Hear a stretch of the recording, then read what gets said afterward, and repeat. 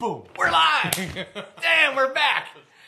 Hello, everybody! It's getting worse. I know you're slowly tuning in right now on Santa Cruz Waves. Them all up, though. Yeah, we're warming everybody up. I hope you're warm tonight because it's freezing outside, but welcome back! Nice salty crude lid, dude. I just got this today. That's Yeah, sweet. thanks, Sean Dollar. Appreciate that. My new salty lid. Yeah, much appreciated. Welcome back. Tonight is show number, I believe, 800, maybe 70? I don't know. Possibly. Catching up tomorrow. Catching up. It's been 10 years, and we might have old timers now, but somewhere around 870. So hope you guys, if you ever want to see them all, go offlipradioshow.com. They're all on there. Neil, we talked about earlier, we're in the political swing right now. That's right. That's what we call it. The circus. Yeah, the circus is in town. Interviewing them all, except I think this time I'm not, because I think We know. Okay, besides that, before we do any more, without further ado, let's welcome our guest. Can you see the sign? Monica Martinez, who is vying for the 5th district of Santa Cruz District Supervisor, which is basically means Scotts Valley, SLV? up the San Lorenzo Valley, parts of Santa Cruz. I Big think it's about Basin it, is right? in there? Yes, it is. Okay, yeah, Big on Basin? our side. Yep, okay. And why Big did Basin. you chose that you chose there because you live there? Yes, I live in Felton. Yeah, okay. And I love living in the Santa Cruz Mountains. Yeah. Well, congrats to running. Thank you. We saw you on the front page of the paper Yes, you today. did. I wanted to bring it because it'd be a great prop. She was like buddy with Bruce McPherson. The big guy. Yeah. And we thought, well, he got his vote. What did we? It's shut and it's Currently, he's at the desk for what you're running for. Yeah, he's the incumbent. Right, and he's endorsing you, which congratulations. Thank you. That's huge to have the current Jefe El endorse Jefe. you, right? So Yeah. so congrats to that. Thank You you. also have other people that endorse you. We'll get to it. It's a new kind of district. You're absorbing Scotts Valley, right? A little bit more of Scotts Valley. Always a part of Scotts Valley was in the district. Now we have the entire city. But I think that's great, you know. I think that we're all one big community. We all rely on each other, and so, yeah. Did I hear your district's 52,000 people? That's in the range, yeah. Okay. That's about right. Yeah. That's a lot. And Yeah, have it you is. been out shaking hands, Knocking kissing on babies, doors. doing yeah, all deal? Absolutely. What's yeah. the vibe? Are you feeling good right now? Yeah. You know, I'm a member of the San Lorenzo Valley community, right? I've got kids that go to the elementary school, so I'm at like drop off and pick up every day. I'm at community events, and so really, and I'm engaged as a public servant. I'm doing a lot of service in the area. So in general, I'm kind of out and about everywhere. But then as I've launched my campaign, it's been a little bit more intentional.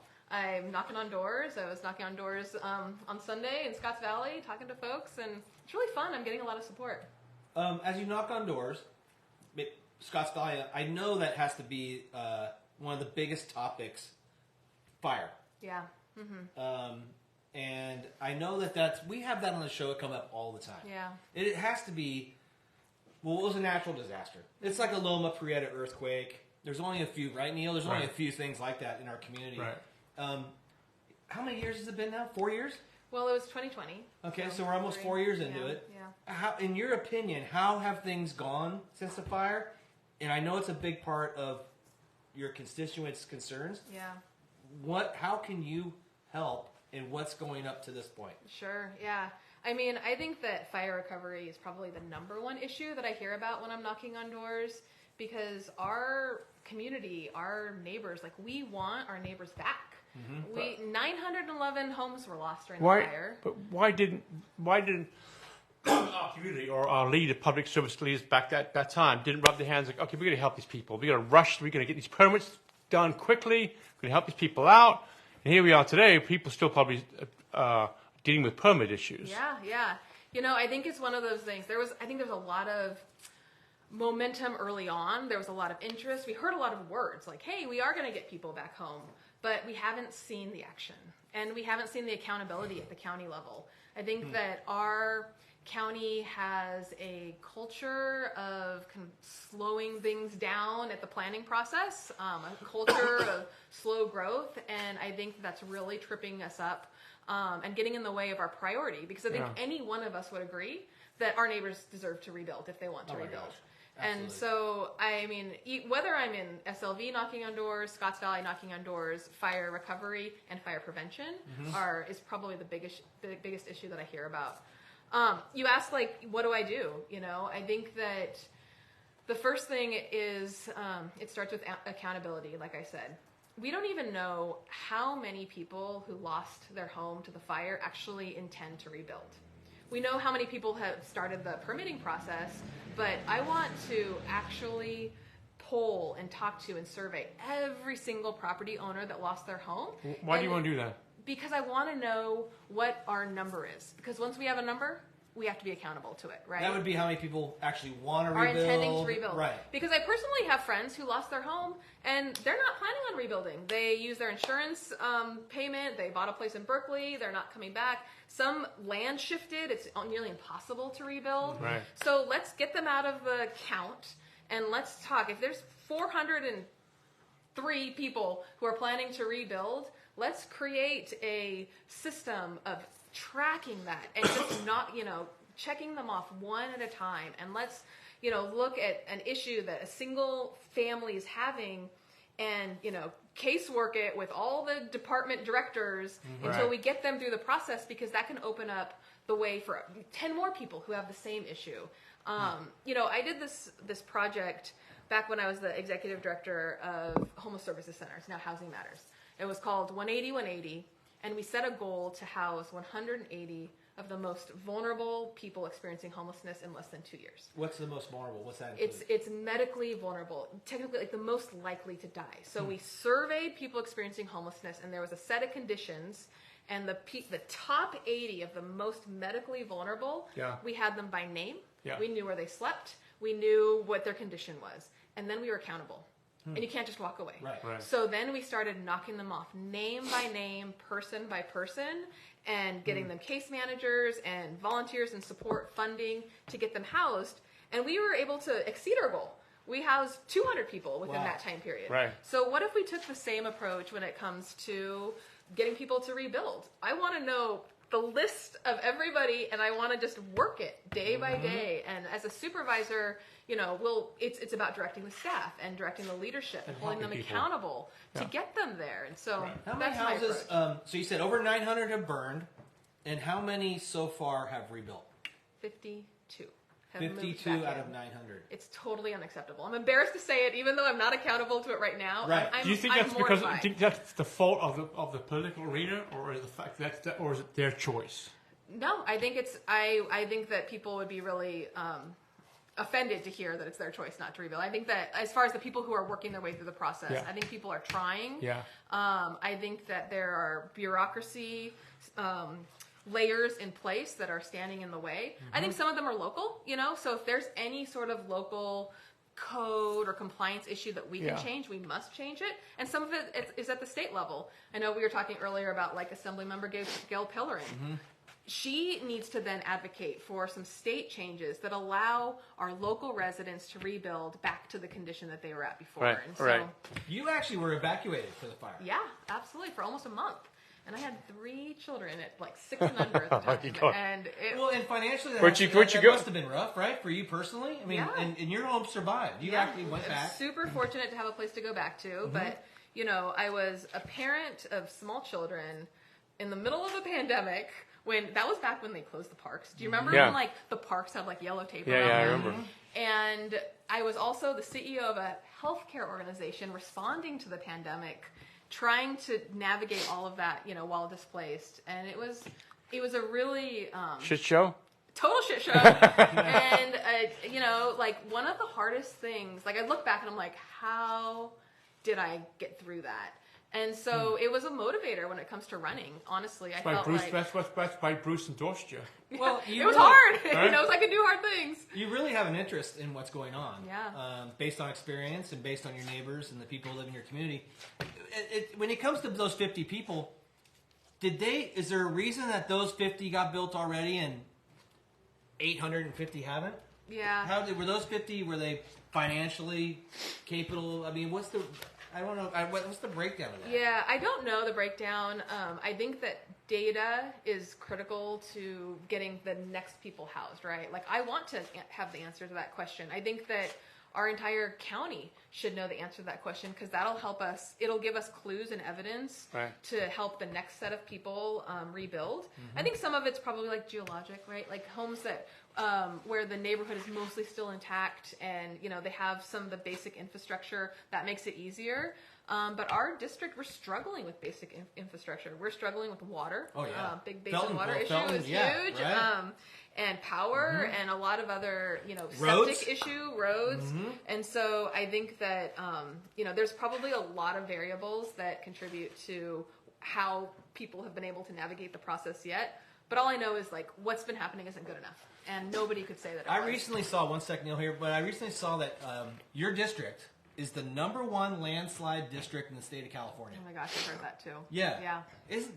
Do you hear that? Well, it hasn't. The number one dirt in the state of California that could slide away from a. Well, every time we drive up Highway 9, it's closed. One lane's closed. Oh, you were driving? Right. Every time we drive to Highway 9, that's why I quit doing that radio station. At the radio station I worked at. Right. It's a pain in the ass to drive up there. I remember Love Creek. I was living in Santa Cruz when Love Creek gave way.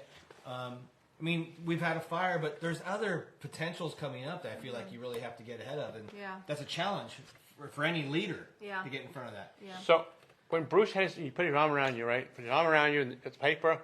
When was the conversation he had? Like, okay, Monica, these are things these things are fucked. He's like, good luck. Yeah, right. Did he say like, good luck?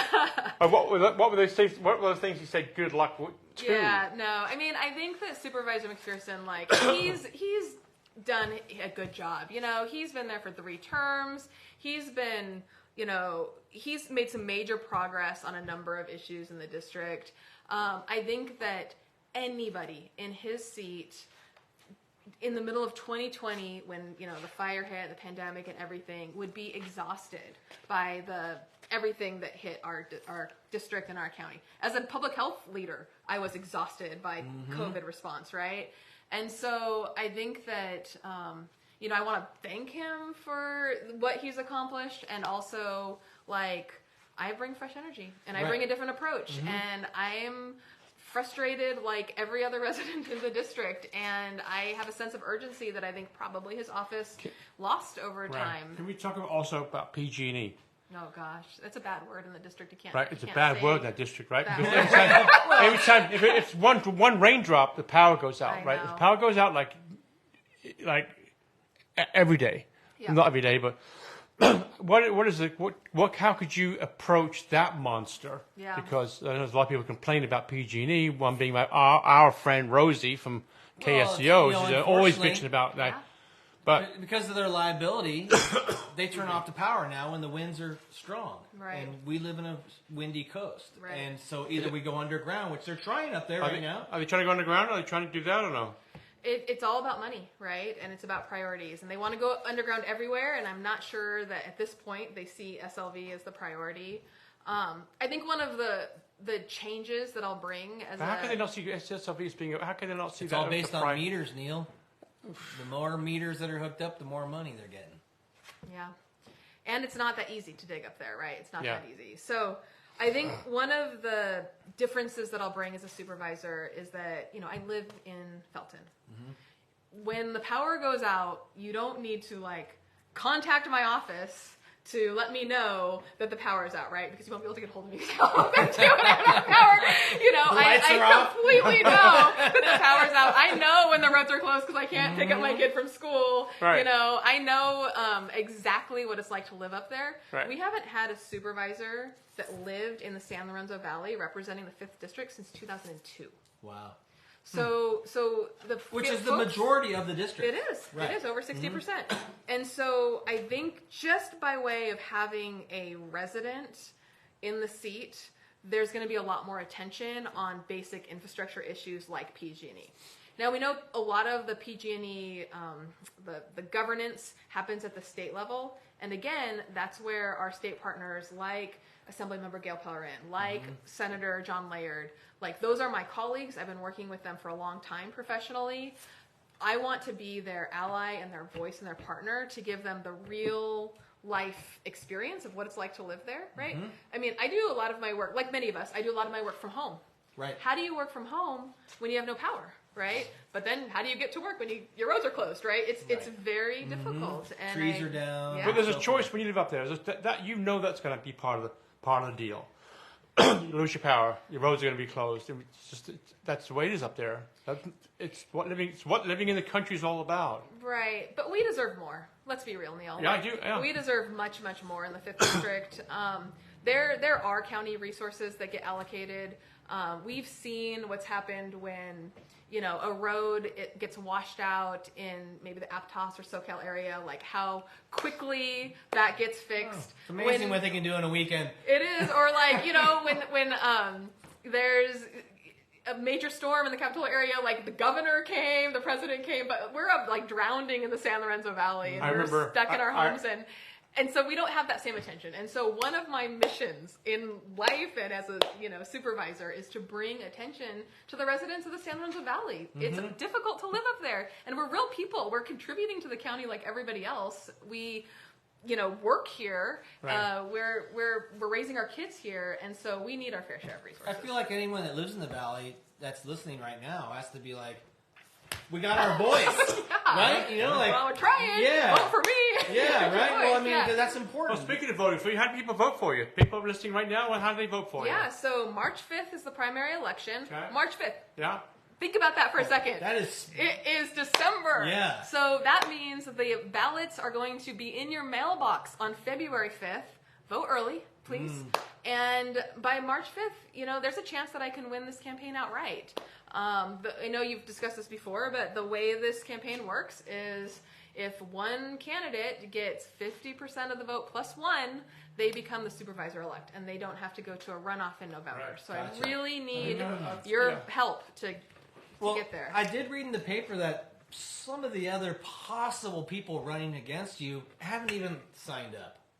So, with your endorsements, can we just let's talk about endorsements. Besides the current supervisor of the 5th District, who else is endorsing you?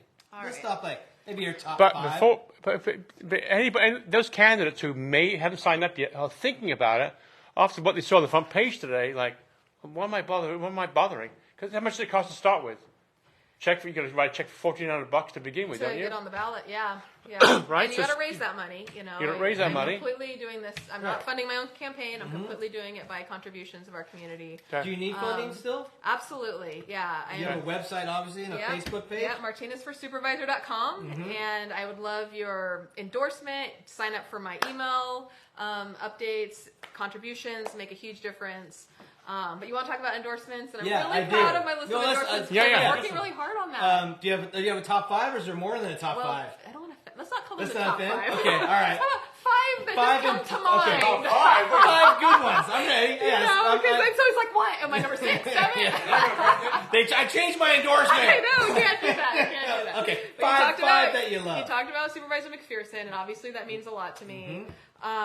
We had. Did you get that? Like, did he come to you like, I'm going to endorse you, or were you calling him every day? It was really. It meant a lot to me. A lot of people have been calling him, saying, "Hey, who are you going to endorse? Who are you going to endorse?" He was very tight-lipped about that. He has a lot of respect for others. He wanted to wait till the end of the filing period to announce who he was going to endorse, and he wasn't really giving a lot of hints. So the filing period ended on Friday afternoon, Friday 5 o'clock. He called me on Saturday morning. Wow. It was, wow. yes. Good job, And Cruz. so it was, Yeah, that's 9 awesome. a.m. Yeah, I see that's Bruce classy. McPherson on my phone. Yeah. I was, really, really delighted to share that. Yeah. So got that one. I'm really proud that former assembly member Mark Stone endorsed me. Oh, yeah. we like Mark Stone. Yeah, He's a he good guy. used to be in the seat, and he then was with the assembly, and he's endorsed me. I think that one that I'm a little proud of because there was rumors that he might be running against me was Sheriff Jim Hart. Oh, he the lives in the sheriff. district, Okay. and I think that what that signifies, one, public safety is really important in our district. We rely on the sheriff's office because we're unincorporated, so that is our law enforcement. Public safety is very important, but also, I run Health and Human Services, and he runs, the law enforcement, and at times, those things could be at odds, or they work together. You need each and other. I think that Especially it really, when the shooting there about a couple of years ago. yeah, of a sheriff sergeant, unfortunately, yeah. So I think it really signifies that I'm able to, build bridges and work together. Well, and the sheriff's, he's our number one law enforcement dude. Yeah. And so Yeah. that's okay. Yeah, it's a that's big one. Pretty. It's We a big can one. we can end it right there. And but then we're gonna go to organizations that mean a lot to me. Oh, okay. So I'm the only candidate endorsed by Planned Parenthood, Oh, and that means a okay. lot because, as you know, we haven't had a woman on the board of supervisors since 2012. Who was that woman? Do you remember? Her name was Ellen Prairie. She Oh, was Ellen. in Zach's seat. Yep. And so that means she was voted in 2008. So our county hasn't elected a woman since 2008. And there's never been a time more important to have Planned Parenthood than right now. So Yeah. congrats to that Thank endorsement. you. Yeah, You get one yeah. more. Oh, that is so hard. That is so hard. Off the radio show. Oh, hey! You're going You're wearing Yes, a button. the off Yeah, there we radio go. show. You're Let's wearing do a that. button. Not double. Give me another point. I'm really proud that I've become, I've built really strong relationships with the labor movement. I think that right now it's so important to support working families. Like, when we talk about affordable housing or economic justice, like, we're talking about being able to live here, right? Working families being able to live in this community. And so I'm really proud that, whether it's SEIU 521 or the Building and Construction Trades Council, the Labor Council, they've all endorsed me. And that's, a lot of those folks live up in my district, and it means a lot. Well, and also, too, there's a lot of labor to be had rebuilding up there. Yeah, You think about, we absolutely. talked about a little earlier, about the how much monetary is associated with the rebuilding after the fire. Yeah. It's a gigantic amount of money. Yeah, And yeah. so I hope that all works out. Hey, look at that! I got a question. Yeah, Very yeah, important yeah. question. Okay. She may have the best coiffed do on anybody who's ever been on the show. You think so? Yeah. So who's your barber / hairdresser? Oh, I love her. I'm so lucky. Okay. Oh my gosh. Okay. I mean, because So- you I'm right, gonna props here. send her to right? this. Because people come in with Okay. Does she disheveled. endorse you? She lives in my district. Oh, She she's vote for me. better. Yeah, in the Sanders part. So who gives the? Yeah. I mean, you got a big. Okay, You got so Annie, her name, you spell it A-N-I, she used to work at Get Faded, so, it's like a fade, Yeah. but now she works at a different salon.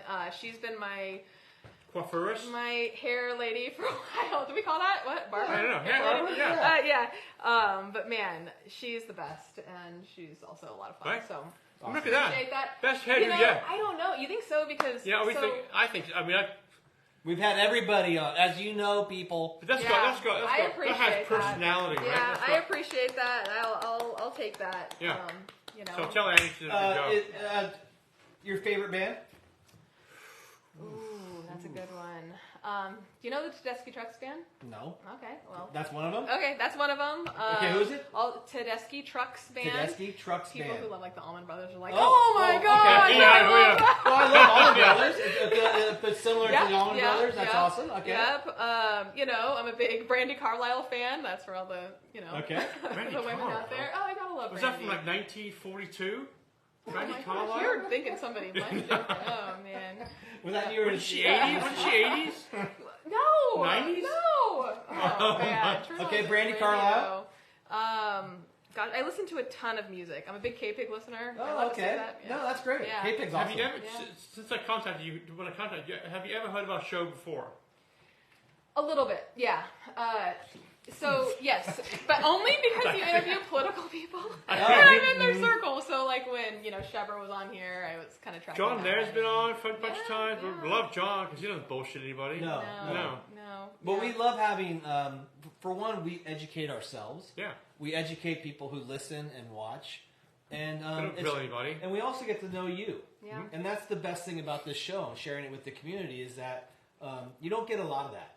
Neil always says it. A lot of times when you get if there's a media moment, you get like 10 seconds. No One kidding. quote. Yeah. Here we can find out about you, Yeah.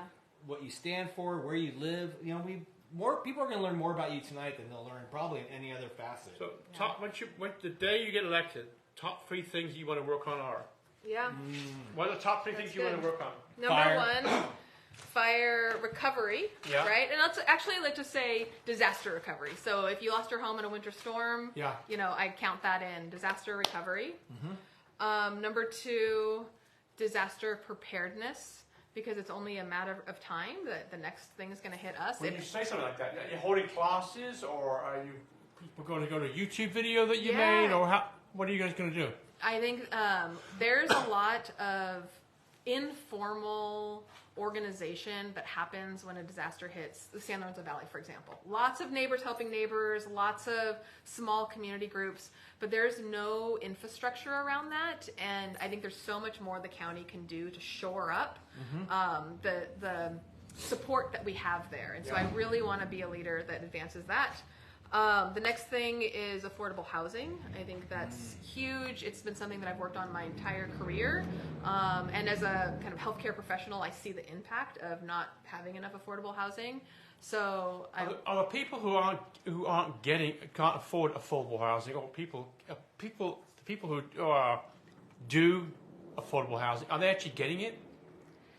Ask that question again. Are they getting the people who need affordable housing? Are they getting it? As quickly as we can build it, right? The supply and demand. Well, Yeah. what's funny about SLV is, I've been here over 40 years. SLV was the affordable housing. Yeah. Like, if you couldn't afford to be down here in the flats, up there, rent was a third less for the most part, and probably still is today. Yeah. But that's not affordable anymore. No, yeah. It used to be you could work at a pizzeria and rent a room. Yeah. And you can't do that anymore. No. Is that But it ADUs? Is that like is it like how is, because homes are all 2 and 3 bedroom homes. That's not affordable. Yeah, it's a little bit of everything. It's ADUs where you can build them. It's slicing and dicing homes if you can to make more units. It's building where you can build along the transit corridors, along places of local business, so people can walk and live and work in the same place. It's higher density housing where possible. And so it really depends. You know, my district has a little bit of everything, right? We've got very rural, mountainous communities where you're not going to be putting a lot of major affordable housing developments. Like our septic systems and roads won't, and water won't sustain that. However, in Scotts Valley or in other parts, the parts in Santa Cruz, we could possibly do more. And so our district needs to do our fair share. And as one of 5 votes, I can be a vote to help advance projects across the county. Amazing. I love that. And I feel, again, I just want to say that I feel you're hitting home with your constituents right now, because that's probably their same concerns. Is fire involved in your disaster preparedness? Absolutely. Because that seems like that'd be your best avenue for that. Yeah. I mean, it's fire, and there's a lot of cool organizing happening around fire-wise communities. Have you heard of that? So it's organizing neighbors around brush clearing and creating defensible space around your home and training neighbors to prepare. And it's just a whole swell of momentum happening there. So I want to be able to support that. But it's also how do we respond when there's a major storm and power goes out for 2 weeks, or when one of our major arteries, like Highway 9, closes? What do we do? Are people used to it though? No. I think in the people who live in the San Lorenzo Valley, we're incredibly resilient and incredibly self-sustainable, and that's a strength. I don't want to take away the strength. However, we deserve more, right? We deserve much, much more. We deserve much better, and that's what I want to bring. Well, it's kind of like, even though you have a chainsaw in the trunk, doesn't need that you should be on your own. Right. You know, you can. I totally get it. An interesting thing is Neil, I bought that house up in Bend, Oregon, and in our neighborhood, they have an organized volunteer fire group. Yeah. To where every house for free can get a water tote put in their front yard. Wow. Because what happens in a fire is the water pressure drops. So the fire department can use these totes to replenish and then you could fight a fire yourself. Yeah. But they're very organized, and they encourage people to get their own fire trucks. And they're using rainwater for that. They're encouraging people to stock water, but it seems like we need more of that up there because you're in a mountain. Yeah. And fire goes on those mountains like no tomorrow. Yeah. So, would you like to have our endorsement? Please, yes. We have a meeting. Hang on. Okay. Oh boy, here we go. You can ask me more hard questions. Let's go! You're in! Yes! That's only our second endorsement! We're going on the website. It's official! The Off Lip Radio Show. Yeah, that's out of our district, but we're endorsing you. Yeah. Well, congratulations, Monica. Thank you. I hope you guys endorse her as well. So, as we finish up the show tonight, I just want to say that I always say the winners are the ones who try. So, congrats to that. Thank you. I feel like you have very strong endorsements. Your experience is off the chart. Second to none. Yeah, Thank the contributions of you giving back and helping people is fantastic. And this isn't a get-rich scheme for you Right. or a publicity stunt. You're here because you want to do it. And so that's why we are saying that we think you're the perfect choice for this job. Thank you so much. And we never do that, right, Neil? No. Yeah, we don't. We don't give a shit. Yeah, that's true. We actually don't. But we appreciate No, I'm people just kidding. who really deserve it, and you really do. So congrats. Thank you so much. Yeah. That Plus, you really got cool means a lot. sign. Cool. That sign's cool. I mean, come on. Look at that. So once again, people can give me all your Okay. website, all that. So MartinezForSupervisor.com. You can also find me on Instagram. It's Monica for Supervisor. Look it up. We've got Monica Martinez for 5th District Supervisor on Facebook. Sign up for my email updates. Come out and walk with me. We're having fun knocking on doors. Put a yard sign up. Give a contribution if you can. And let's just do this. We're going to break some, glass ceilings when we do this. And I'm really excited to do it with everybody's help. Well, I'm very proud of you. Thank you. I feel like this is going to be a great win, predicting, and also monumental too, right? You're going to be a couple firsts, Yeah. and that's really cool. Appreciate Breaking down barriers Yeah. is amazing. So congrats to all that. And March March 5th. is the election. Yep.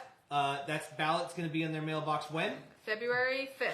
So you want them to fill that out and mail it in? Yeah, vote early. If somebody emails you about a question, Absolutely. you will reply to them about the Absolutely. district, and Yep. probably you'll hear about them fighting for a permit or something. Yeah, and I want to help. So help educate me. I have a lot to learn, and I have a lot to do. I'm here to serve. Thanks, Monica. Well, yeah, you're as deep in it as anybody, and get you being evacuated from the fire just makes me feel like you're in the heart of the whole district. So congrats to that. Thank Neil, you. we got some big shows coming up in the Next future. week, the one and only, the Honorable Mr. Fred Keeley. He's coming Okay. back. Wow. Fred's coming back. All right. The best dressed man. in Fancy Santa Cruz. shoes. Don't tell him he didn't make my top 5. Oh! He was a really early endorser. Okay, 5.5. 5.5. Fred Keeley! Yes, Fred Keeley makes the cut. Yeah. We'll let him know Okay, for thanks. sure. All right, well, hey, everybody. Monica, thank you so much. Yeah, thank you so Congrats. much. All right, have a I good wish one. you the best. Thanks. Thank you for coming on the show. Appreciate If it. you're up there in District 5, you know who to vote for because we endorse her. Neil, thank you. Next week, Love you, TC. Mr. Yeah. Mr. Honorable Fred Keeley. in wearing his fancy shoes. It's Hey, the city you of think Santa Cruz mayor. they're going to be pointy? They're going to be black? They're going to have fancy stitching on it? He can out-talk you and I. Oh, no, we don't have to talk. Let's just Tune say- in. If you want to see me not I'm say interviewing anything, Gail Pellerin this week. I'm interviewing Some big stuff. Who else am I interviewing? Somebody, a whole bunch of people. the political firestorm Yeah, has been it's going. unleashed. Election I love it. season. Okay, well, hey, thanks again, everybody, for tuning in. T Fox, thanks for having us on Santa Cruz Waves. We'll see you guys next week on the Off Lip Radio Show.